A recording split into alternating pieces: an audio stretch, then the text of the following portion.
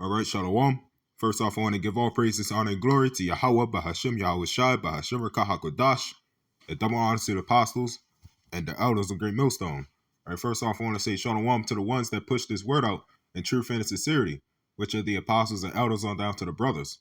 Right, and Shalom to the ones that endure this faith until the very end, until the time of Jacob's trouble, which are, again, the apostles and elders on down to the brothers and a few sisters.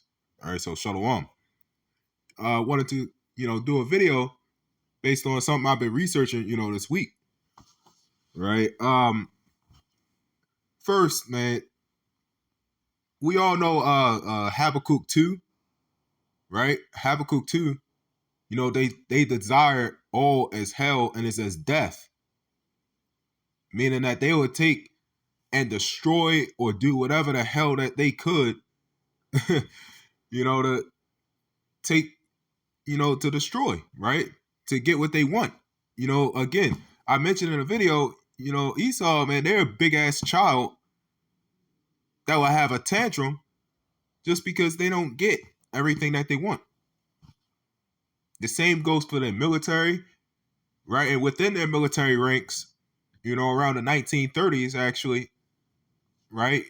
Around 1933 on up. And in fact, these projects have been going on ever since, up to 1983, like 1933 up to 1989 even. Right? First of all, man, you can tell that these people, are the ones that run the world. Job 9 verse 24. They hid this project even from Congress. How the hell do a government hide projects like this from the Supreme Court? Not only that, but Congress. That should be relatively impossible. Shit, not even President Nixon was able to hide, the spies that he had within their ranks. This project, man, it was specifically hidden for a reason. They was studying and researching, building super weapons, right? They called this the Manhattan Project, right? A lot of people know about this, right? The Manhattan Project, they were studying and researching on how they could split atoms. And when they split atoms, right, not only just splitting the atoms or rupturing it, it caused a chain reaction. Because then when the atoms split, it forms a whole new one, not just half of one. Now, what they've been doing is going down, as we see today, even. They still send people down there to mines, mining out lithium, right? But what were they doing? They was mining this yellow ore, which was highly, reactant. Reactant metals are known for having a chain reaction. They're more the dangerous type, right? That's why, for example, in a car, combustion, they use reactant metals for that. Different metals give off a certain wavelength and a reactivity. These ore that they was mining out had uranium and plutonium. Plutonium, the elder here of Baltimore goes into this. Plutonium ruptures atoms, right? When triggered, it's a highly reactive metal. When triggered, it's going to rupture atoms. Pretty much rupturing an atom, everything is made up of atoms. Your car, your whatever, any item, any person, every single thing here is made up of atoms. When you got something that can rupture atoms, meaning it dissipates, it dissolves it. But then they use these bombs to split atoms at the same time. So when it splits, it causes more. And it's a chain reaction. It's a snowball effect. Thus causing, that massive explosion. right? It comes as a ball of light.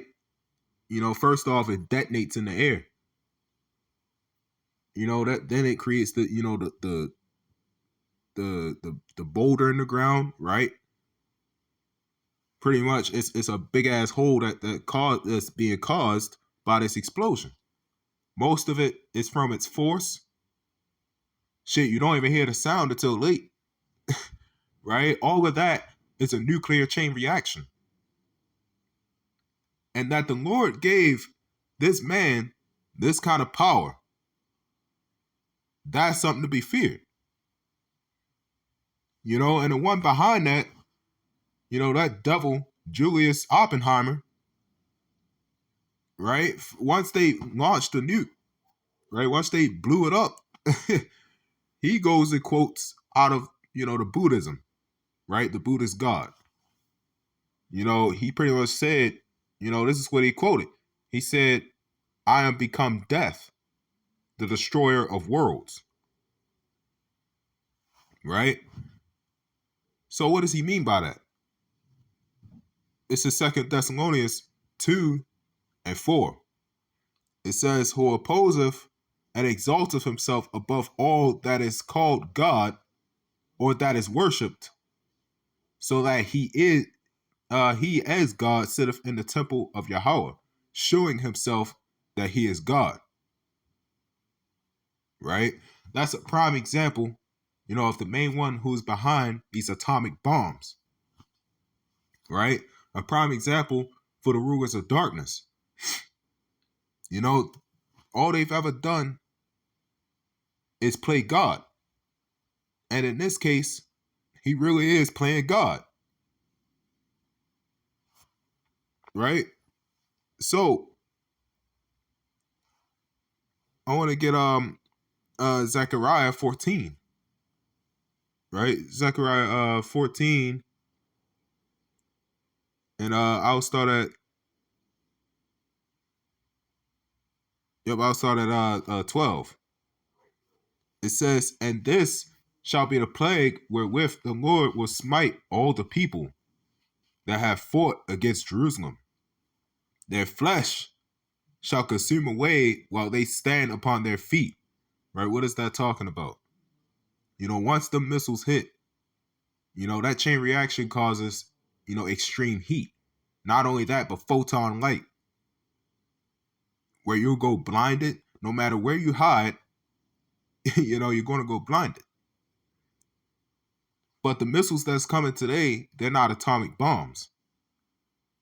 Because they're going to be highly upgraded, right? The shit that they got right now, that they got in the missile silos, they built them with projectiles, right? Most of the reactant metals and the components are in the warhead. It's pretty much putting an atomic bomb on top of a rocket. That's where, that's what they've made the missiles into. The warhead is where the explosives are. The rest is just for it to get from point A to point B, where they don't even need a bomber plane, which they did in Hiroshima and Nagasaki. Right? What happened with that? They dropped an uranium bomb, which is titled Little Boy, and then they dropped a plutonium bomb, which was Fat Man. They don't need bomber planes anymore because they're going to do it from other countries. They're going to send the missiles from the other countries. So it says, their flesh shall consume away while they stand upon their feet, and their eyes shall consume away in their holes, and their tongue shall consume away in their mouth. Right? So again, what's going to happen? Everything is going to melt. Right? The Lord is going to destroy this place. That goes into Malachi 1:4.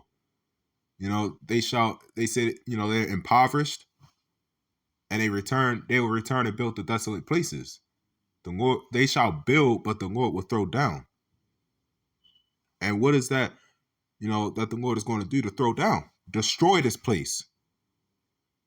Right? Let me get something, actually. This is 1 Thessalonians 5 and 3. It says, "For when they shall say peace and safety, then sudden destruction cometh upon them as travail upon a woman with child, and they shall not escape." Right? So it's going to be peace and safety. Again, the days of Noah. What happened with that? They ate, drank, married until the flood came. It's going to be peace and safety once this man thinks that he pushed this new world order. But then sudden destruction cometh upon them as travail upon a woman with child, and they shall not escape. Nobody's escaping. Right? No one's escaping. The wrath of Lord Yahweh Ba'ashem Yahushai, is going to take all. Right? What is in Deuteronomy? He said, "I whet my glittering sword." Vengeance. He pretty much said he'll take vengeance upon thine enemies. And that's what the Lord is going to do. Lord Yahweh Ba'ashem Yahushai is not slack concerning his promises. So, here's where this is where I want it. This is okay. Yep, this is Revelation 6, and I'll start at 12. It says, "And I beheld when he opened the sixth seal, and lo, there was a great earthquake, and the sun became black as sackcloth of hair, and the moon became as blood. And as the stars of heaven fell unto the earth, even as a fig tree casteth her untimely figs when she is shaken of a mighty wind." Right? So then what is that talking about? Once the missiles hit, it's going to become so damn bright. It's like the sun become black. You ever seen the movies? Like the sun could, the sky could be blue as all hell. The missile hits, it gets dark. But that bright light, it's going to be like the sun is right on the earth.